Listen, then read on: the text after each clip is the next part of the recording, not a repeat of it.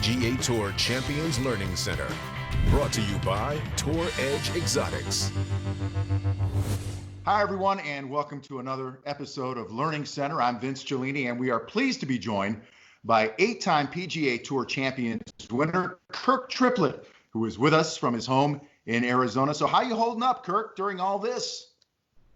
Well, I guess as well as can be expected, like we talked earlier, lots of home improvement projects. Golf's been open here in Arizona, so been dabbling a little bit with that. So enjoying the time at home, but anxious to get back to it.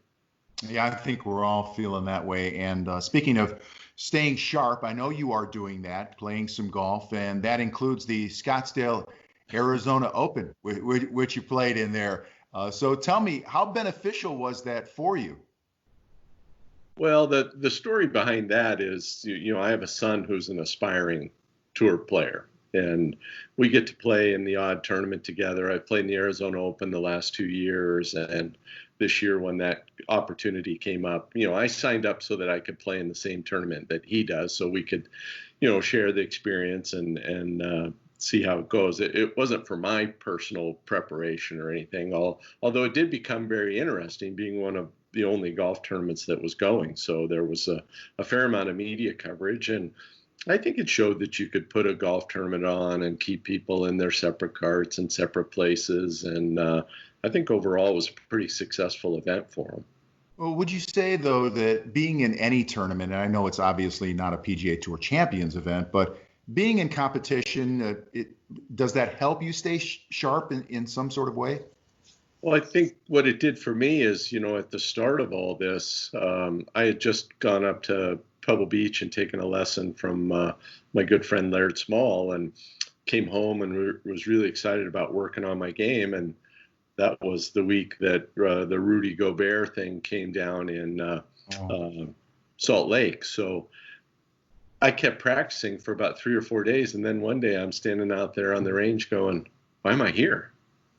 It could be a long, long time before we play. So I put the clubs away for a while. The opportunity to play in this tournament came up, gave me about a week to kind of prepare for it.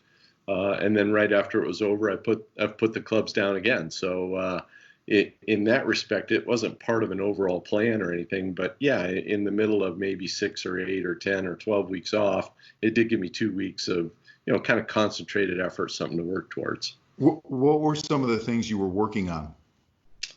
Well, I just, actually some technical things, which is rare for me. I've been struggling for 4 or 5 months to get the contact that I was looking for. And, as is usual, left unchecked, I'll go and think, hey, this is something I would really like to add to my swing. And it was causing me to really have the club face open at the top of the backswing.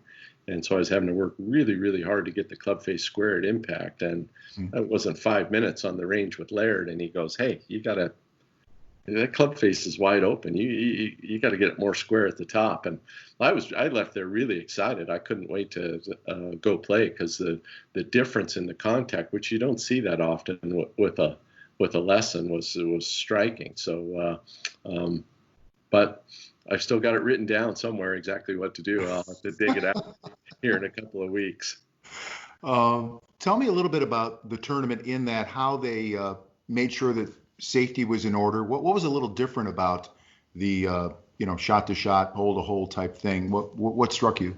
Well, the one of the local mini tours, well, a couple of them, the Golden State Tour and the Outlaw Tour, they've been running tournaments really with the exception for a couple of weeks. So all of these guidelines that the PGA Tour is looking at and the Champions Tour is looking at for returning to play, these guys are implementing the parts of those things that they can, right? They don't have access to testing, which is probably the number one, big thing to do. But, these guys aren't traveling around the world either. They're all, for the most part, local guys. But just staying separate, sometimes it's carry your bag. This particular one was 1 cart per person. Everybody had the wipes. Everybody had their own rake, right? They did allow you to take the pin out, but they wanted you to have a wipe or a towel in your hand whenever you were touching those kind of things. There were no spectators. The scoring area was more spacious. This just they took every opportunity that they could to kind of distance the players from each other. And, I haven't heard any results regarding, transmission of the disease because of the tournament. So I'm not sure that I would, even if there was, but I think most guys are pretty comfortable, the players anyway, in that scenario. Yeah, sounds all good. I'm wondering, Kirk, with playing in an event like that or really having time off, if it's a little bit of a reflective time. If it's not, let's reflect a little bit on your career, which you're a guy that perseverance was what you're all about. I mean, you turned pro in 1985, get to the PGA Tour in 90, and then a 10-year span before you went on the PGA Tour at the 2000 Genesis Open at Riviera, not the Genesis, but currently that. Cool place to win. What did that say about you, you think, as a person, this path that you've taken to success? Well, I think for me, so I looked back on all this to try and figure out how I could help my son, right? So maybe a year or two ago, I just kind of sat down and wrote down all of the stuff that I did, right? Kind of tried to remember it all, the chronological order of it. And it was difficult, but I kept coming across these different things that I learned along the way. And I really could only learn them when I was ready to learn them, right? You could have told me some of these important things before I was ready to learn them, and it wouldn't have made any impact. I had to be in the place where the information was going to matter. So my MO, it doesn't matter where I've been or what I've done. I kind of start in the middle of the pack or towards the bottom somewhere, and I just keep looking at guys that are ahead of me, and I go, well, can I do that? This guy does it this way. That guy does it this way. Well, I can never be that guy. Right. One of my first years on tour, I'm standing on the range at Pebble Beach, and we're in a 20-mile-an-hour left to right wind, and I'm just kind of a slap cutter of the ball, but I know where it's going, and I'm between Tom Kite on one side and Tom Watson on the other side, and they're hitting these nice baby little draws, holding it in the. I walked off the range. I thought, there's no way I can play this tour. There is no way, right? But I figured out, I played with Tom Watson a couple weeks later at San Diego, and I saw some things that I could do that he was struggling to do. So I think that was the biggest thing for me, was the ability to, okay, this is what I can do, right? And don't get bogged down in what you can't do. Right. I think John Wooden has a great quote along those lines. Don't let the things you can't do keep you from doing the things that you can. Right. So, golf's a game of adapting, right? There's a course and there's a map, right? And there's nobody between you and the hole except you, right? So it really doesn't matter if you hit a 250-yard drive or a 300-yard drive, right? It's what number goes in the little box, and it's all a big cliche, but boy, it's really hard to stick to when people are telling you. And I see the game going this direction with, if you don't hit 320 in the air, don't join the tour. There's always going to be a place for straight and consistency and guys that can get the ball in the hole. So that's the things I try and pass on to other players as they're coming up. Well, that's all great advice. And as it turns out, you do win at Pebble Beach eventually, your insurance. So there you go. Okay. So you got it done your way, right? You talked about your son, Sam, and he's been competing the last several months, and he is currently second on the money list in the Outlaw Tour. Came up short a little bit, but a 6-hole playoff, a couple of T2s there. What can you tell us about his play? What's impressed you about it, and what have you observed about him in competition? Well, I think, I've been watching him play since he's a junior golfer. And I guess the most telling story is I had a parent come up to me in the parking lot at a college tournament, and they were just wrung out after 36 holes of watching their kid play, right? Living and dying every shot and wanting the results so bad. And they're like, how can you do this? Because I don't go to a ton of tournaments, right? Because it's his thing, but I do like to watch. And I said to her, well, I'm watching different things than you're watching. You're watching to see if he makes par or birdie, right? I'm watching to see if he uses his routine the same way. right? If he looks around and he's taking in the variables, and how's he reacting when things go horribly for him, right? Because that's what happens. It goes sideways, right? Are you going to let it bother you for 6 holes or 3 holes or 1 hole? And he's a wonderful competitor. I actually have learned a lot just watching him play. He has a tenacity that is often missing from my game. A lot of times I kind of give you my best game when I'm going good, and you maybe don't get my, tooth and nail and scratching and clawing when it's not going good. But, that's been sort of a survival mechanism for me after, 30 years of playing, right? Sure. Don't chase after the bad stuff too much to where it bothers you, but it's got to bother you a little bit. So, but he has a nice physical game. He's had good teachers and coaches. He played at Northwestern. Pat Goss and David Ingles do a great job there. I loved watching the way they worked with the kids, and they are very well prepared. I mean, it took me 4 or 5 years out of college to really learn a lot of things. These guys are all learning it. A lot of them even before they go to college. Their knowledge of the golf swing far surpasses anything that I have. So, but ultimately, his success will depend on what's he willing to do. How much is he willing to do? Yeah, well, he's getting wonderful guidance from you, sounds like here. So, Kirk, you had Sam on the bag in 2016 when you won the American Family Insurance Championship. And we were supposed to be playing it this week. Unfortunately, we're not. How tough is it to see this great event in Madison, Wisconsin, not being played? And what can you tell us about your memories? How vivid are they of winning that the inaugural event there?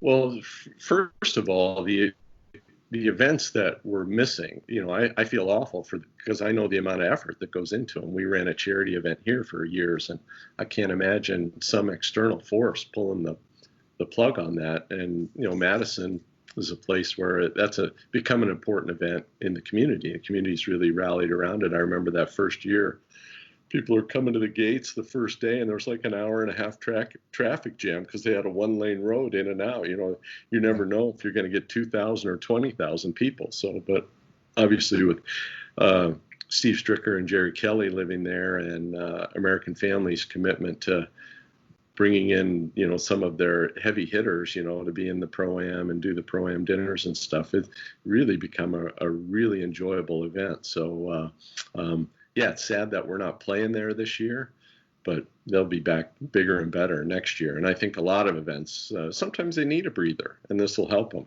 So not in the short term, but in the long term. So for me, playing there, it was fun to have my son on the bag, and I was playing reasonably well. I really wasn't thinking about winning the tournament until the middle of the back nine. It was sort of Bart Bryant's tournament to win. And he ran into some trouble in the middle of the back nine. But my biggest memory is we're on the last hole, and it had been raining, so we were playing lift, clean, and place. And I hit a very poor tee shot off to the right, but it was in the fairway.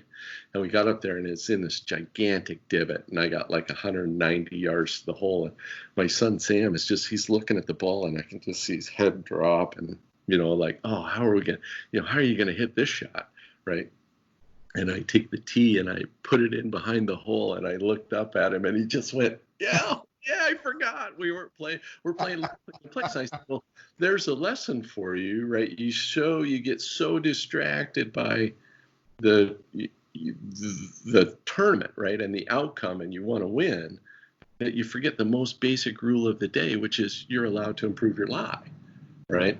So, and I think that sort of shows the way your brain works in these tournament situations. And the guys that are really good at it, they can still take in all the variables, do all the things that are necessary, even when they want it so bad they can taste it. So that was a great lesson for him, and a great lesson for me, to remember that, hey, there's a lot of stuff to take in here. Just let it come to you before you get too worried about, the results.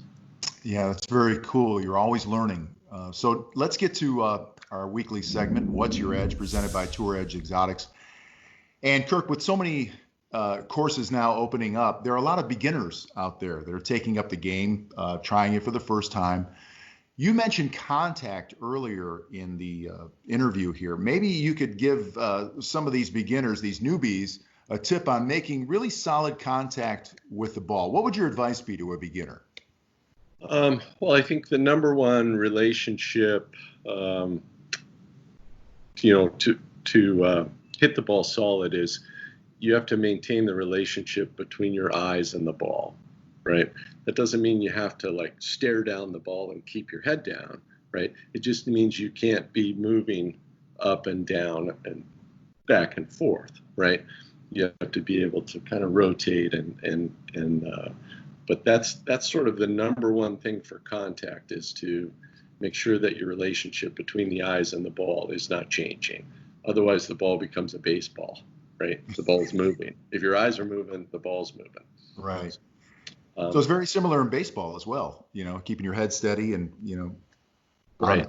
And I'm sure any ball stick sport has that as the number one fundamental. So, and if you can sort of start by working on that first and then only swing as far as that allows you to swing, I think you'll be able to build up your swing and build up your power and build up all these other things.